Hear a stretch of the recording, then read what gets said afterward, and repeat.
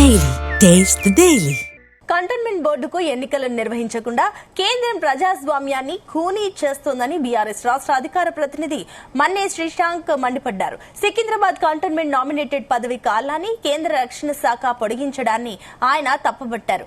Nominated కుర్చీని board కార్యాలయం ఎదుట పెట్రోల్ పోసి దగ్ధం చేశారు. అనంతరం కేంద్ర ప్రభుత్వ గెజిట్లను చింపేసి నినాదాలు చేశారు. బోర్డు సభ్యుల పదవీ కాలం పూర్తి 6 ఏళ్లు గడుస్తున్నా ఎన్నికల ఊసే లేదని ఆగ్రహం వ్యక్తం చేశారు. స్థానిక బీజేపీ నాయకులను నామినేటెడ్ పదవికి ఇవ్వడం ఎంతవరకు సమంజసమని అన్నారు. స్థానిక బీజేపీ నాయకులు నామినేటెడ్ పదవి కోసం అర్రులు చాస్తూ ప్రజాస్వామ్యంలో ఎన్నికల వ్యవస్థను అవమానిస్తున్నారని అన్నారు. వెంటనే ప్రస్తుత గెజెట్ ను రద్దు చేసి కంటోన్మెంట్ ఎన్నికలు నిర్వహించాలని, లేని పక్షంలో బీఆర్ఎస్ ఆధ్వర్యంలో ఆందోళనను నిర్వహిస్తామని హెచ్చరించారు.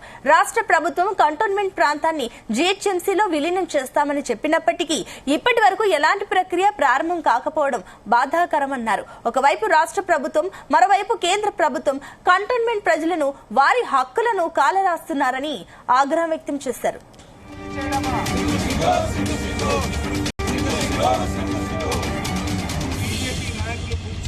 పైరవి చేసుకోవడం, విలీనం చేయాలి కంటోన్మెంట్ బోర్డును వెంటనే, లేదా ఎన్నికలు పెట్టాలి కంటోన్మెంట్ బోర్డు.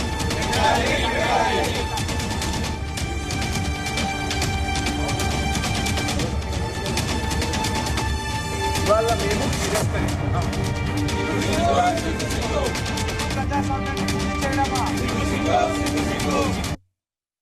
2015లో చివరిగా కంటోన్మెంట్ బోర్డు ఎన్నికలు జరిగినాయి. ఆ తర్వాత నుంచి ఇప్పటి వరకు కూడా కేంద్రంలో ఉన్న బీజేపీ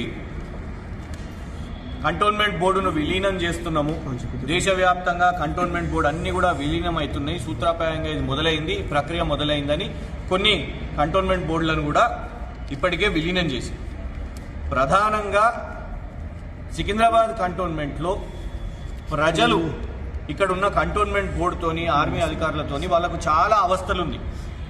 ఇండ్ల పర్మిషన్ల విషయం మీద కానివ్వండి, తాగునీటి సమస్య కానివ్వండి, రోడ్ల మరమ్మతులు కానివ్వండి, కొన్ని ఏరియాలలో అయితే కనీసం టాయిలెట్స్ కూడా కట్టుకోనివ్వకుండా, వాళ్ళకు పట్టాలు కూడా రాకుండా, ఎక్స్చేంజ్ ఆఫ్ ల్యాండ్ కాకుండా, మరి కనీసం ఈ విలీనమన్న చేపడితే కార్పొరేషన్లో కంటోన్మెంట్ బోర్డును మరి జిహెచ్ఎంసీ అయినా కార్పొరేషన్లో కలిపేస్తారు అనే ఒక ఆశ ఇక్కడ ఉన్న ప్రజల్లో ఉన్నది. కానీ ఆ విలీనం అయితే లేదు. 2015లో ఎన్నికలు అయినాయంటే ఇలా 2026లో ఉండి ఇప్పటి వరకు కూడా మరి ఆ విలీనము అయితే లేదు, ఎన్నికలు కూడా అయితే లేదు.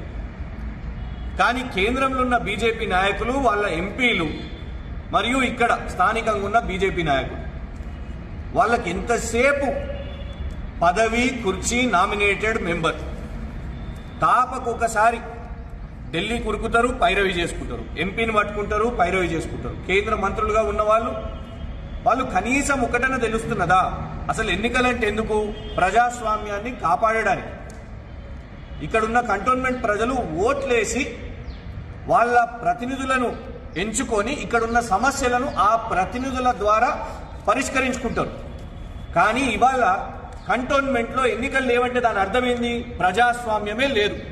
ఆ ప్రజాస్వామ్యం లేదు కాబట్టి ఒక్క nominated member, BJP nominated member కూర్చొని మరి వాళ్లకు అవగాహన లేకపోయినా, చట్టాలు తెలియకపోయినా ఇష్టం వచ్చినట్టు వాళ్ళు చట్టాలకు అనుమతులు ఇచ్చేస్తున్నారు. ఆ తర్వాత ప్రతిపక్షంగా మేము లేవనెత్తితే అయ్యో తప్పైపోయింది, దీన్ని యూటర్న్ తీసుకుంటాం, వెనక్కి తీసుకుంటామని అంటున్నాం. 2015లో చివరిగా కంటోన్మెంట్ బోర్డు